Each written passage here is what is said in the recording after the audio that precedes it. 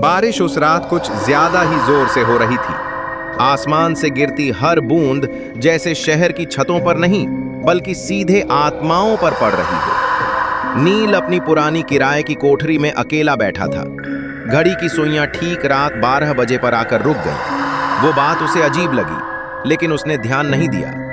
नील एक सामान्य लड़का था, शांत, अकेला और ज्यादा बोलने वाला नहीं। शहर में आकर उसे 3 महीने हो चुके थे। ये घर उसे सस्ता मिला था, शायद बहुत सस्ता। मकान मालिक ने चाबी देते समय बस इतना कहा था, रात में कोई आवाज आए तो सुनने की कोशिश मत करना। नील हंस दिया था।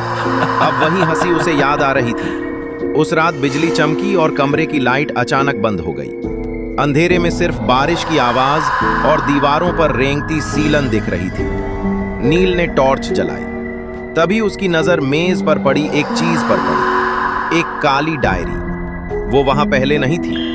डायरी पुरानी थी, चमड़ा फटा हुआ और पन्नों के किनारे जले हुए जैसे लगते थे। नील उसे उठाया। हाथ लगाते ही उसकी उंगलियों में अजीब सी ठंड दौड़ गई। पहले पन्ने पर लिखा था, अगर तुम ये पढ़ रहे हो तो अब बहुत देर हो चुकी है।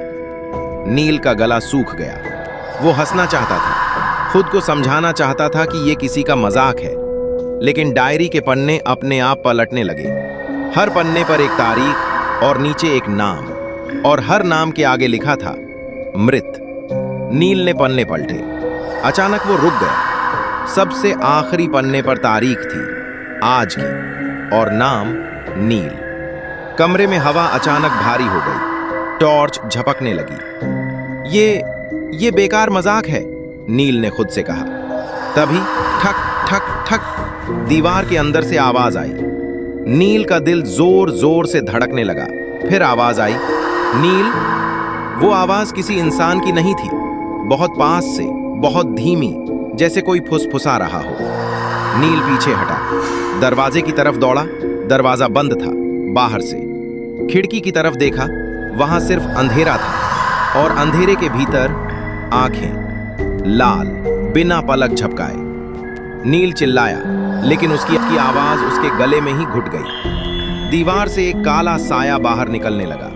आकार इंसान जैसा, लेकिन चेहरा था ही नहीं, सिर्फ एक गहरा अंतहीन गड्ढा। वो साया बोला, तुमने मेरी डायरी छू ली। नील गिर पड़ा। मैं नहीं जानता था, प्लीज। साया हंसा, ऐसी हंसी जिसमें दर्द भी था और भूख भी। ये घर मेरी कब्र है और ये डायरी मेरी भूख। नील को याद आया, मकान मालिक की आंखें, डरी हुई, जुर्म से भरी। यहां पहले भी लोग रहे हैं। नील कांपते हुए बोला। रहे नहीं, साया बोला, खत्म हुए हैं।